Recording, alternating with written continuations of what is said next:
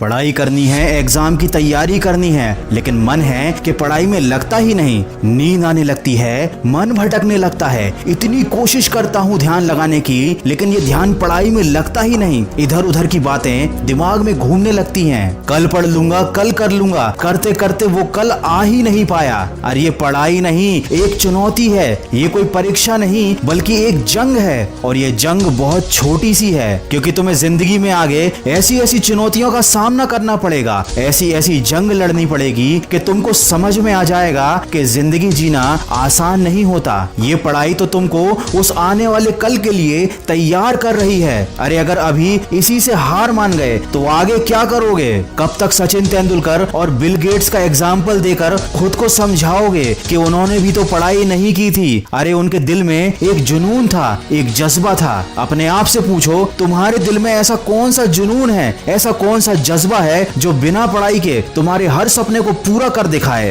अरे जब तुम्हारी उंगलियों के निशान तक इस दुनिया में किसी और से नहीं मिलते, तो क्यों तुम अपनी तुलना दूसरों से करके हार मान लेते हो? कब तक इन बातों को सोचोगे कि पढ़ाई कुछ नहीं होती, पढ़ाई करने से क्या होता है, पढ़ाई करने से क्या मिल जाता है? अरे अगर पढ़ाई कुछ भी नहीं होती, पढ़ाई की कोई औकात नहीं है, तो ये पढ़ाई तुमसे क्यों नहीं हो रही? तुमको पता है ना, जिंदगी में अगर दूसरों से आगे जाना है, एक बेहतर जिंदगी जीनी है, तो वो काम करने पड़ते हैं जो दूसरों से करते नहीं बनते। सोचो पढ़ाई भी वही काम है जो हर किसी से करते नहीं बनता और तुमसे भी करते नहीं बन रहा। लेकिन अगर तुम कर लोगे तो तुम उन सब लोगों से आगे निकल जाओगे जो हार मान चुके हैं। आज अगर तुम अपने मन के ऊपर एक छोटी सी जीत हासिल कर लोगे तो कल बड़ी बड़ी मुश्किलों का भी हल निकाल पाओगे। सोचो अगर इतनी छोटी सी चीज से ही तुम हार गए तो आगे क्या करोगे? सोचो अगर इस मामूली से काम को करने के लिए तुम खुद को फोकस नहीं कर पा रहे हो तो आगे क्या करोगे? सोचो जब तुम अभी अपने मन को काबू में नहीं कर पा रहे हो तो आगे क्या करोगे? मैं ये नहीं कह रहा कि पढ़ाई से प्यार करो, मैं ये भी नहीं कह रहा कि किताब से प्यार करो, लेकिन कम से कम अपनी जिंदगी से तो प्यार करो। आज लॉकडाउन ने तुम्हारे सामने एक उदाहरण लाकर रख दिया है कि जो लोग आर्थिक रूप से मजबूत थे, उन लोगों के लिए ये लॉकडाउन छुट्टियों की तरह था। उन्हें कोई फर्क नहीं पड़ा, बल्कि उन्होंने तो इस लॉकडाउन में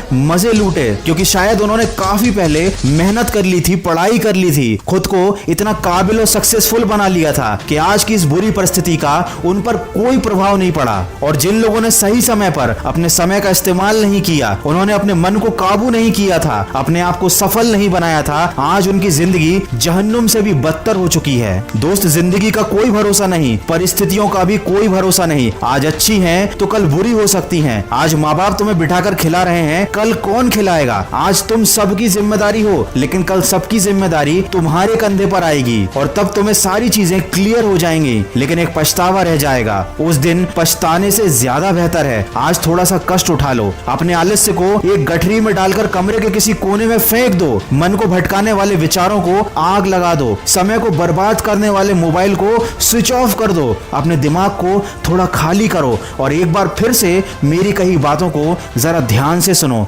तुम्हें पढ़ने से कोई रोक नहीं पाएगा, तुम्हें आगे बढ़ने से भी कोई रोक नहीं पाएगा। एक बार मन में शांत दिमाग से खुद से कहो नो एक्सक्यूज, फिर देखो क्या होता है। ये बात हमेशा याद रखना, तुमको विकल्प बहुत मिलेंगे मार्ग भटकाने के लिए, लेकिन संकल्प सिर्फ एक ही काफी है मंजिल तक जाने के लिए। अगर इंसान में सीखने की और बदलने की चाहत हो तो वो अपनी गलतियों से सीख कर अपनी जिंदगी बदल सकता है। तो जो अभी तक हो गया उसका अफसोस मत करो, आज से और अभी से एक नई शुरुआत करो। और अगर इस वीडियो में कही गई बातों से तुम सहमत हो तो इसको शेयर जरूर करना। मैं मिलूंगा आपसे अगले वीडियो में जो आपके जीवन में सकारात्मक ऊर्जा को भर दे और आपको दिखाए एक सही दिशा। सुनते रहिए मन की आवाज।